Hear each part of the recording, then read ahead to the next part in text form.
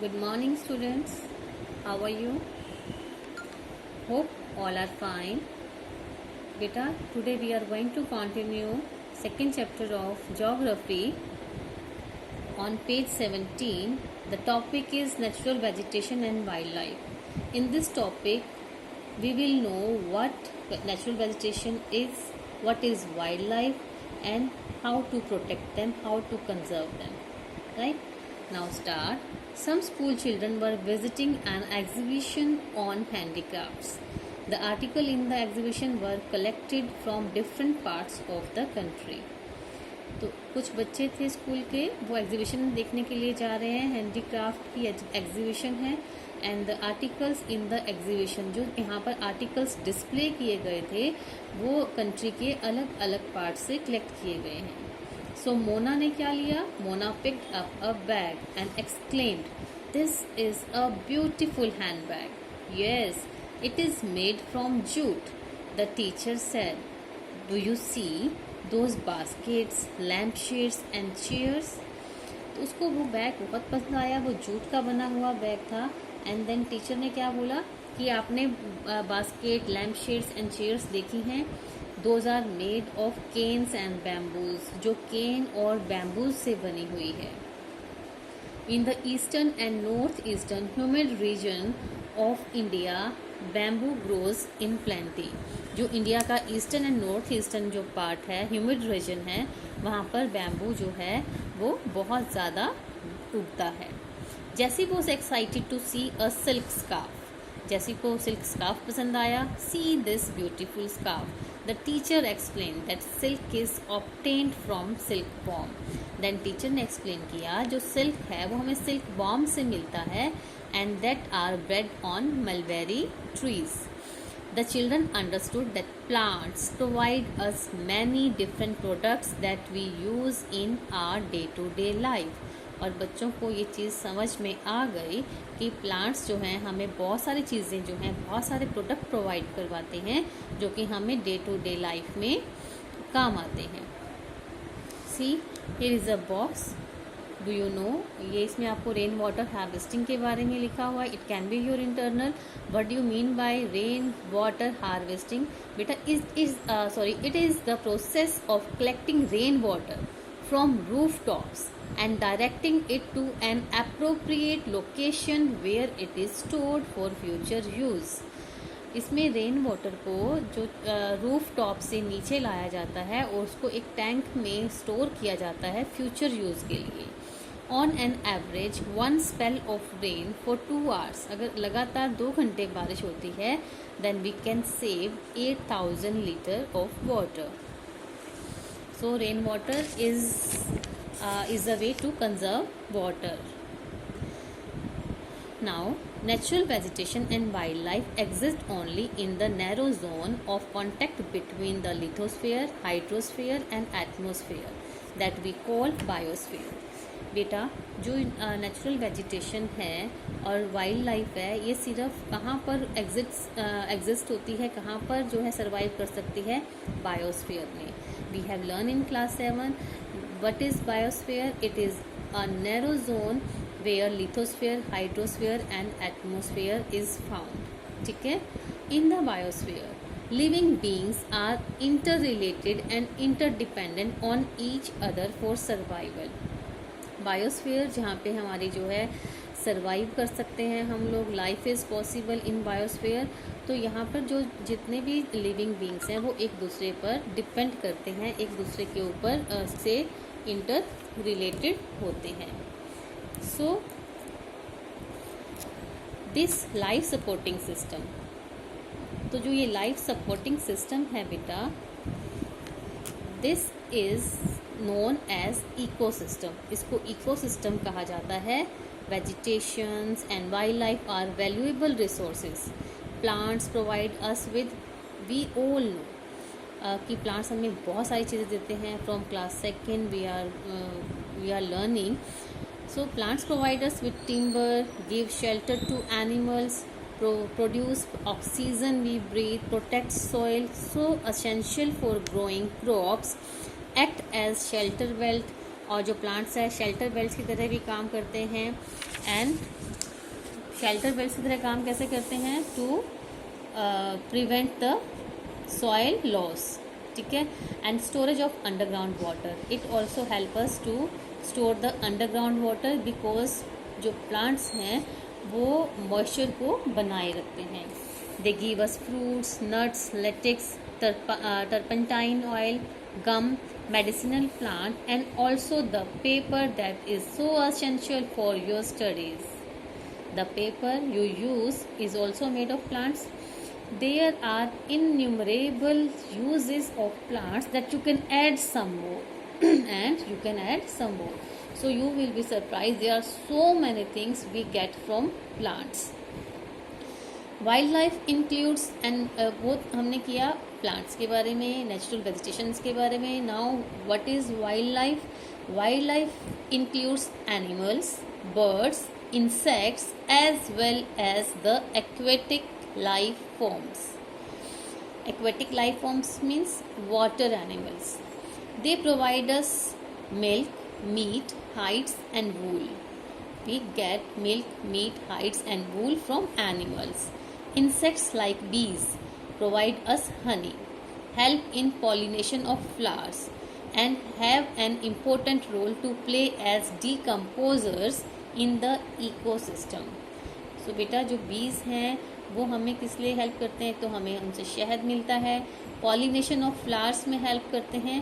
And second और जो important role है इनका वो है एज अ डीकम्पोजर भी ये जो है इकोसिस्टम को क्लीन करने में जो है काम करते हैं. The birds feed on insects. Birds insects खाती हैं and act as decomposer as well, और एज अ डीकम्पोजर भी काम करते हैं. It helps to clean our environment. Vulture, due to its ability to feed on dead life stocks, is a scavenger. The animals those animals who feed on dead livestock are known as scavengers and vulture is one of them. ठीक है. And considered a vital cleanser of environment, और उसको जो है environment को clean करने के लिए जो है रिस्पॉन्सिबल है. That's why it is called a vital cleanser of environment also. So animals, big और small, all are integral to maintaining balance in the ecosystem. इसलिए चाहे एनिमल्स बड़ा है या छोटा है, सब जो हैं इकोसिस्टम में बैलेंस मेंटेन करने के लिए जो है इम्पॉर्टेंट है. See, do you know vultures in the Indian subcontinent were dying of kidney failure shortly after scavenging livestock treated with diclofenac, a pain killer that is similar to aspirin और ibuprofen. बेटा जो vultures थे Indian सब continent में, आपको पता होना चाहिए there was a time when वो सभी वल्चर्स जो हैं किडनी फेलियर से मर रहे थे जब उन्होंने उस लाइफ स्टॉक को खाया जो they was scavenging life stock को खाया, उस लाइफ स्टॉक को खाया जिनको ट्रीट किया गया था एक दवाई से, that was diclofenac pain killer, जो कि एस्प्रिन और ब्रूफिन की तरह होती है. Efforts are on to ban the drug for life stock use and breed vulture in captivity. तो फिर इन ड्रग्स के ऊपर बैन कर दिया गया. Now distribution of natural vegetation. We all know कि there are different type of vegetation. We can classify them in forest, grassland, scrubs and tundra. So different vegetation is found at different places. It depends on some factors. So see, what are they? The growth of vegetation depends primarily on temperature and moisture. The major vegetation types of the world are grouped as forest, grasslands and scrubs and tundra. बेटा जो growth of vegetation है वो depend करती है किसी place के temperature and moisture पर. सो अलग अलग टाइप्स की जो हैं vegetation, we have classified the vegetation as forest, grassland, scrubs and tundra. Where they are found? See, in areas of heavy rainfall. जिन एरियाज में रेनफॉल ज़्यादा होता है, ह्यूज ट्रीज में थ्राइव. वहाँ पर जो हैं बड़े बड़े पेड़ होते हैं. The forests are thus associated with areas having abundant water supply. ये जो फॉरेस्ट हैं ये वहीं पर होते हैं जहाँ पर वाटर सप्लाई ज़्यादा होती है. As the amount of moisture decreases, जैसे पानी का मॉइस्चर कम होता है, मॉइस्चर का अमाउंट कम होता है, वाटर कम होता है, वहाँ पर जो है size of trees and density also reduces. तो पेड़ का साइज जो है वो रिड्यूस होता है. वहाँ पर फिर शॉर्ट हाइटेड जो है पेड़ मिलेंगे आपको जहाँ पर पानी कम होगा और डेंसिटी भी उनकी कम होगी. घने जंगल मिलेंगे सिर्फ वहाँ पर जहाँ पर हैवी रेनफॉल होगा. सो शॉर्ट स्टंटेड ट्रीज यानी कि short heighted trees and grasses grow in the regions of moderate rainfall forming the grasslands of the world. जहाँ पर मॉडरेट रेनफॉल होती है वहाँ पे शॉर्ट हाइटेड ट्रीज और ग्रासेस मिलते हैं और वहाँ पर जो है ग्रासलैंड्स बनते हैं वर्ल्ड के. Now comes thorny shrubs and scrubs. They grow in dry areas of low rainfall. जहाँ पर कम रेनफॉल होती है और जो एरिया ड्राई होता है we can found thorny shrubs and scrubs over there. In such areas plants have deep roots. और ऐसे एरियाज में जहाँ पर थॉर्नी श्रब्स एंड स्क्रब्स मिलती हैं, इन प्लांट्स की जो रूट्स हैं वो बहुत डीप होती हैं. And leaves with thorny and vaccine surface. जो उनके पत्ते होते हैं वो थॉर्नी होते हैं, कांटेदार होते हैं, और जो उनका पत्तों का लीव्स का जो सरफेस होता है वो वैक्सी होता है, चिकना होता है. Reduce water loss of moisture through transpiration. वो जब थ्रू ट्रांसपीरेशन उनका चलता है तो इस वैक्सी सरफेस की वजह से उन लीव्स में से जो मॉइस्चर का लॉस होता है वो बहुत कम होता है, उनमें मॉइस्चर बना रहता है. Tundra vegetation of cold polar regions comprise of mosses and lichens. Same way, tundra vegetation कहाँ मिलती है? We have done in class 7 also. It is found in polar regions और वहाँ पर जो plants हैं they are mosses and lichens. ठीक है. Then comes forest. Forests are broadly classified as evergreen and deciduous. Forests को हमने किन में बांटा है? एवरग्रीन एंड डेसिडुअस ट्रीज में, depending on when they shed their leaves. कि वो जो ये पेड़ हैं ये अपने पत्ते कब शेड अवे करते हैं.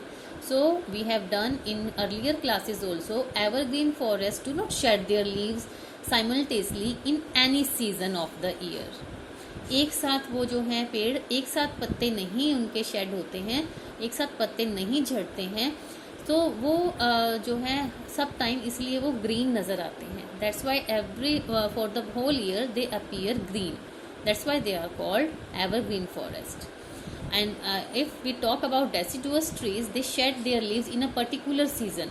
वो एक पर्टिकुलर सीजन में सब जो है एक साथ पत्ते जो हैं उनके गिरते हैं. And to conserve loss of moisture through transpiration. और मॉइस्चर के लॉस को कंजर्व करने के लिए, ट्रांसपीरेशन में जो मॉइस्चर का लॉस होता है उसको कंजर्व करने के लिए they have to shed their leaves. So both type of forest are further classified. अब इन evergreen forest and deciduous forest को आगे फिर से क्लासिफाई किया गया है एज ट्रॉपिकल और temperate based on their location in different latitudes. कि कैसे किया गया classify? Tropical evergreen forest, temperate evergreen forest, ऐसे किया. And you have learned in detail about the various forest types, their distribution and the associated animal lives in previous class. We have done in previous class in class 7. So today there are many more people in the world than there were 2 centuries back. 2 centuries back अगर हम जाएं तो comparison करने पर आज जो population है वो बहुत ज़्यादा है. To feed the growing numbers, large areas of forest have been cleared to grow crops. अब पॉपुलेशन ज़्यादा है तो डिमांड ज़्यादा है, और डिमांड को पूरा करने के लिए इस ग्रोइंग पॉपुलेशन की तो जंगलों को साफ किया जा रहा है so that crops can be grown. Forest cover all over world is vanishing rapidly. तो जो फॉरेस्ट कवर है पूरे संसार में जल्दी से गायब हो रहा है. There is an urgent need to conserve this valuable resource. इसीलिए इस वैल्यूएबल रिसोर्स को कंजर्व करने की ज़रूरत बहुत ज़्यादा है. Otherwise we will have to face lots of problems in future. So that's enough for today. I hope आपको समझ में आया होगा. Conservation of natural vegetation and wildlife we will do in next video. Till then, goodbye.